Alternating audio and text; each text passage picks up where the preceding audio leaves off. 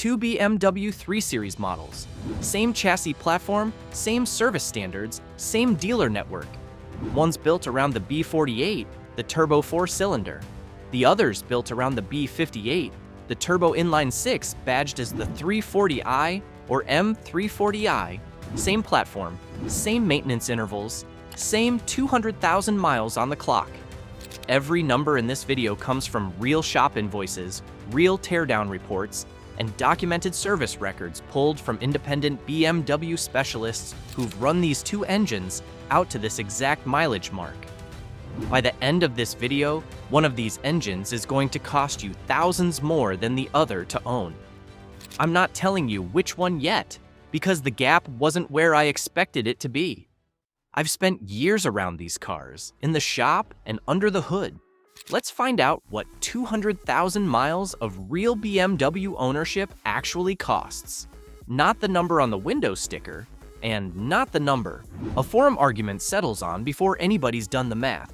We're tracking three things here: what scheduled maintenance actually costs on each engine, what unscheduled repairs actually happen, and what each engine looks like once you finally get inside it. Tires, brakes, wipers, the stuff that costs the same no matter what's under the hood, we're leaving that out. Fuel we're leaving out too. Both of these run on the same gasoline, and the mileage gap between them is small enough that it doesn't change the real story here, which is what these two engines need to survive to 200,000 miles. Scoreboard starts at 0 for both. Before we get into dollars, you need to understand what's actually inside these two engines, because that's what drives every number we're about to cover. The B48 and B58 both share the same basic building block. BMW designed them around a 500 cubic centimeter individual cylinder, so the 4-cylinder is really just 3/4 of the 6-cylinder. Same bore, same stroke, same combustion chamber design, same double Vanos variable valve timing, same valvetronic system, same twin-scroll turbocharging, same direct injection. Both engines use a heavy-duty, closed-deck aluminum block, built to handle real boost pressure without cracking. That's a solid foundation, and it's a big part of why the internals on both of these motors, the crankshaft, the forged rods, the pistons, can genuinely go past 200,000 miles without issue. But sharing a foundation doesn't mean sharing a cost sheet, and that's where these two engines start to separate. Let's start with why these two engines don't cost the same to service in the first place, because the difference isn't just cylinder count. The B58 uses an air-to-water intercooler built right into the intake manifold. That's a smart piece of engineering for throttle response, since it shortens the distance the charge air has to travel. But that core degrades over time, and it creates a real risk of coolant weeping straight into the combustion chamber, which isn't something you want to find out about on the side of the highway. The B48 runs a simpler charge air loop, and that internal coolant ingestion risk mostly isn't there. It's one of the quiet advantages of running fewer cylinders. Both engines moved their timing chain from the front of the block to the back, right at the bell housing.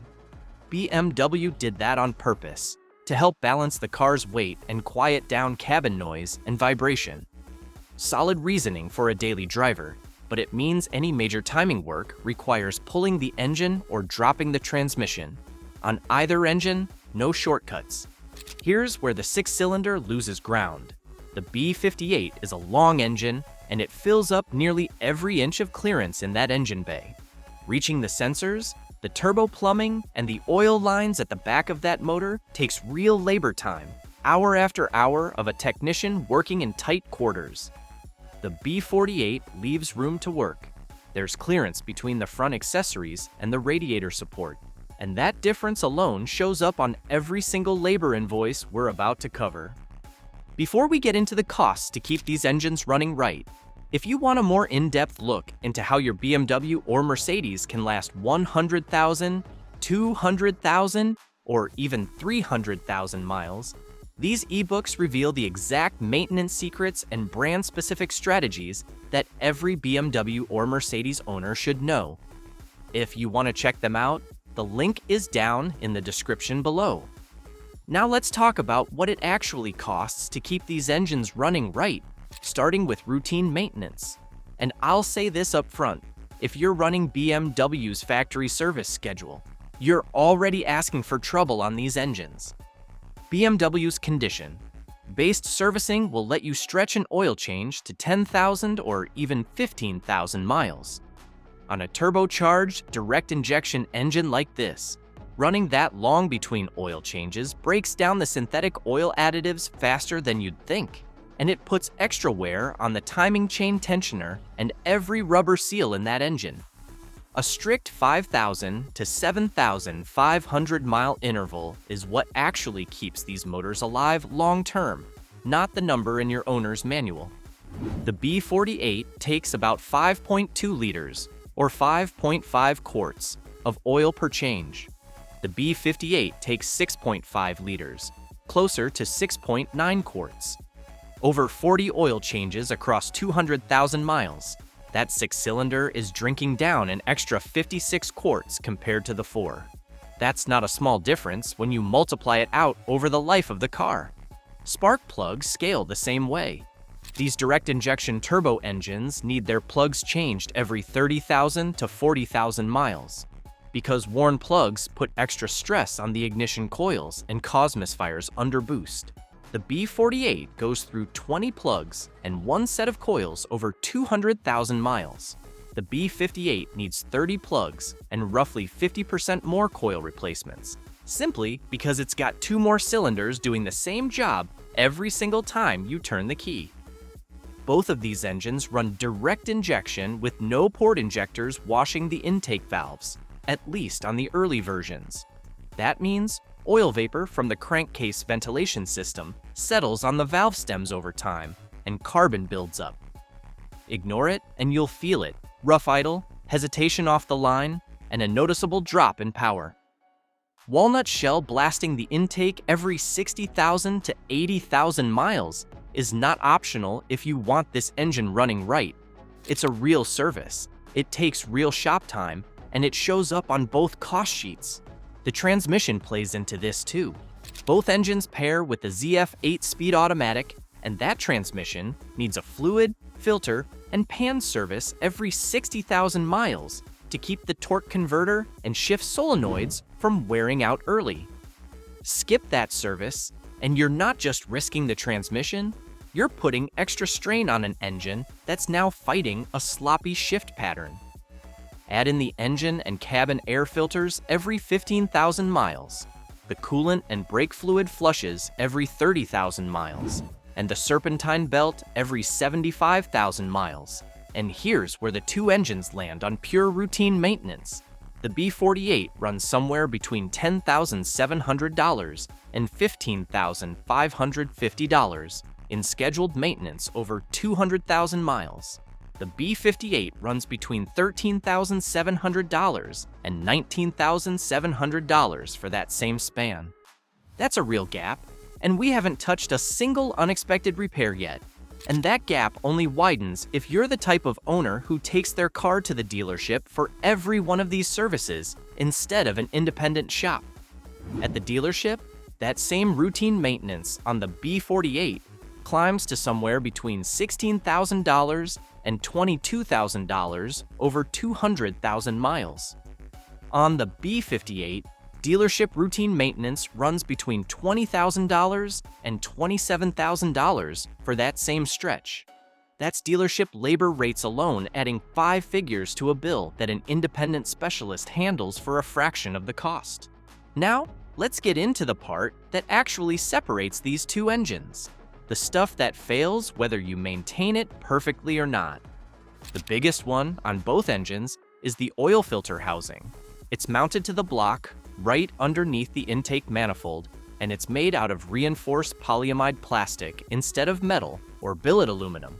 Somewhere between 70,000 and 110,000 miles, that plastic housing starts to warp and crack along its internal seal boundaries, from nothing more than years of heat cycling. When that happens, you either lose coolant fast out the bottom of the engine, or worse, oil and coolant start mixing inside the housing itself. That cross-contamination is serious business. It forms an emulsion that breaks down the oil film thickness on the crankshaft's journal bearings. And if that's not caught in time, it leads straight to rod bearing failure and a completely destroyed engine. This isn't a minor leak you can ignore for a few thousand miles. Most of these cars need this housing replaced twice over a 200,000-mile lifespan, unless the owner swaps it out early for an aftermarket billet aluminum housing that doesn't have this weakness. Replacing it means pulling the intake manifold, the charge pipes, and the wiring harness, then draining both the cooling and lubrication systems. On the B48, that job runs 6 to 8 hours of labor. On the B58, that same job runs 8 to 11 hours, because there's less room to maneuver back there against the firewall. That labor difference alone puts the 6-cylinder repair between $3,800 and $6,000 for both replacements, against $2,400 to $4,400 on the 4-cylinder. There's more waiting past that housing. A rigid plastic coolant vent line runs from the cylinder head to the expansion tank, routed right alongside the turbocharger manifold on both engines. That constant heat exposure makes the line extremely brittle by 60,000 to 90,000 miles, and it can snap without warning under normal vibration, dumping coolant under pressure right where you don't want it, near a hot turbo. The electric water pump and the heat management module, which fully replaces the old mechanical thermostat on these engines, tend to fail somewhere between 80,000 and 130,000 miles. When that pump motor quits, the engine overheats fast, and there's no limp home warning that gives you much time to react. The valve cover gasket hardens up between 80,000 and 120,000 miles and starts weeping oil down onto the exhaust heat shields, which is as much a smell in the cabin as it is a mechanical problem. There's also a rubber PCV diaphragm built right into the plastic valve cover on both engines, and when that tears under crankcase pressure, you get vacuum leaks, a rough idle, a high-pitched whistle, and rising oil consumption. That diaphragm isn't sold on its own, so the entire valve cover assembly has to be replaced, twice over 200,000 miles in most cases. The oil pan gasket typically starts seeping between 100,000 and 140,000 miles, another job that requires real labor to access properly. And because these are direct injection engines running at high pressure, the fuel injectors themselves tend to need replacement as a full set somewhere between 120,000 and 150,000 miles. The turbocharger is the last major system on this list, and it's a real one. Between 130,000 and 170,000 miles. Most of these turbos need a full overhaul, seals, bearings, sometimes the whole unit, depending on how hard the car's been driven. And finally, there's the rear timing chain itself. Even with updated chain materials over the old N20 and N55 engines, the chain and plastic guides wear down between 160,000 and 200,000 miles. Because that timing assembly sits at the back of the block, this job means pulling the engine or separating the transmission. There's no getting around that labor bill. Add all of that up, and here's where these two engines land on unscheduled repairs. The B48 comes in between $10,850 and $17,850 over 200,000 miles. The B58 comes in between $15,450 and $24,800 for that same stretch. It's worth stopping here to notice something important about that whole list of failures. Every single one of those parts, the oil filter housing, the coolant vent line, the water pump, the valve cover, is either plastic, rubber, or an electronic module. Not one of them is the crankshaft, the block, or the internal bottom end. That tells you something real about these engines. The core of both the B48 and the B58 is genuinely built to last well past 200,000 miles, and the money you're spending isn't going toward keeping a weak engine alive. It's going toward replacing composite parts that were never going to survive that long in the first place, no matter which engine you picked. It's worth knowing these engines got better over time, and this matters if you're shopping for one used. Early Gen 1 versions, the B48, B20, and the B58 B30 M0, run a double chain timing setup and direct injection pressure up to 200 bar.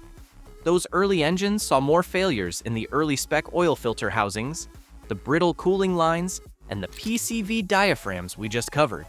The later G20 generation brought real technical update changes. BMW moved to a single chain timing drive to cut down on internal friction and raised injection pressure up to 350 bar for better fuel atomization and efficiency. The cooling system also switched to a split cooling design that manages the block and the cylinder head separately. On the B58 specifically, the TU2 revision added port fuel injectors alongside the direct injection, specifically to fight that carbon buildup problem we talked about earlier. That's a real improvement if you're looking at a newer example. Starting in the 2021 model year, the G20 B58 also picked up a 48-volt mild hybrid system, with a starter generator mounted right to the transmission. That system smooths out engine start-stop and helps fuel economy. But the secondary battery and its power electronics add another $1,500 to $2,500 of potential exposure once you get past 120,000 miles, on top of everything else we just covered. So let's put the whole picture together. Serviced at an independent BMW specialist, not the dealership, the B48 runs between $21,550 and $33,400 total over 200,000 miles. That works out to roughly 11 to 17 cents per mile, which is genuinely solid for a turbocharged performance engine. The B58, over that same 200,000 miles, runs between $29,150 and $44,500. That's roughly 15 to 22 cents per mile. Take either one of these to the dealership instead of an independent shop, and the numbers get a lot harder to swallow. At a BMW dealership, total ownership cost on the B48 climbs to somewhere between $34,000 and $51,000 over 200,000 miles. On the B58, that same dealership total runs between $45,000 and $66,000. That's the difference between owning a dependable car and owning a payment you never stop making. So there's your answer. The B58 costs 35 to 40% more to own than the B48 over 200,000 miles. And it's not because the six-cylinder is poorly built. It's because it runs hotter, it's packed tighter under the hood, and it simply asks more of its owner in fluids, in labor, and in attention. If you want the smoother, more capable engine, and you're willing to budget for it like you would a boat or an old muscle car, the B58 earns that six-cylinder reputation. If you just want a solid, dependable BMW that won't put a dent in your wallet every time something goes wrong, the B48 is the one that does that job, year after year. Either way, now you know exactly what you're signing up for before you ever sign the paperwork. If you enjoyed this video, hit that like button, and if you like content like this, hit that subscribe button, and I will see you in the next one.